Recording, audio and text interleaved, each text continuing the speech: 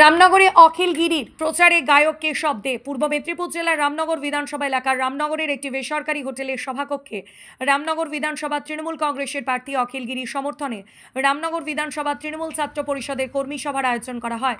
এই তৃণমূল ছাত্র পরিষদের কর্মী সভায় অখিল গিরির সমর্থনে প্রচার করতে গেলেন গায়ক কেশব দে। এই দিন তৃণমূল ছাত্র পরিষদের কর্মী সভায় উপস্থিত ছিলেন রামনগর বিধানসভার প্রার্থী 4 বারের বিধায়ক অখিল গিরি। এছাড়া উপস্থিত ছিলেন কাতি পৌরসভার পৌরপ্রধান সুপ্রকাশ গিরি, উপস্থিত ছিলেন রামনগর 1 পঞ্চায়েত সমিতির সভাপতি নিতাই সার, উপস্থিত ছিলেন রামনগর 1 ও 2 তৃণমূল কংগ্রেসের সভাপতি উত্তম দাস ও অনুপ কুমার মাইতি, উপস্থিত ছিলেন কাতির সাংগঠনিক জেলা তৃণমূল ছাত্র পরিষদের সভাপতি শতদল বেড়া, ছাত্রনেতা শেখ মইদুল সহ বিভিন্ন নেতৃত্ববৃন্দ।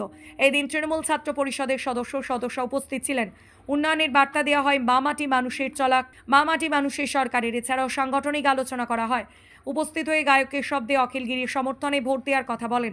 সকলকে এখানে অনেক ছাত্রছাত্রীরা রয়েছে, রামনগর বিধানসভার দায়িত্বপ্রাপ্ত যারা যারা রাজনৈতিক কর্মকর্তারা রয়েছেন এবং কলকাতা থেকে আগত আমার বিশেষ দীর্ঘদিনের বন্ধু এবং দাদারা রয়েছে।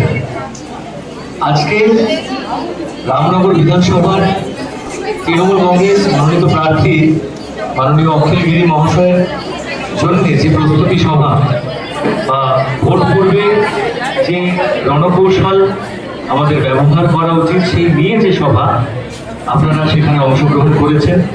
আমি বিশেষ বক্তা নই, আমি সঙ্গীত শিল্পী, গান আমার গাওয়া কাজ, কিন্তু আমার শুধু এটুকু বলা, তৃণমূল কংগ্রেস একটা অনেক বড় পরিবার। আমি নিজেও সেই পরিবারের একটা অংশ বা সেই পরিবারের শেষ দিক থেকে কোথাও একটা হাত ধরে থাকা মানুষ। আমি বলবো আপনারা সবাই এই পরিবারের যেভাবে অংশ হয়ে উঠছেন, দিনে দিনে এই পরিবারটা যেভাবে বৃদ্ধি পাচ্ছে, আগামীতে আজকে যেভাবে মমতা ব্যানার্জির আদর্শে আমরা অনুপ্রাণিত হচ্ছি, আগামী দিনে আমরা চাই অভিষেকটাকে আমাদের মাথার উপরে রেখে দিয়ে সেই স্থান দিতে। অভিষেকটা আমাদের অভিভাবক, অভিষেকটা আমাদের বস। তো সেই জায়গা থেকে আমার মনে হয় আগামী দিনটা অনেক সুন্দর হতে চলেছে পশ্চিমবাংলার রাজনীতিতে।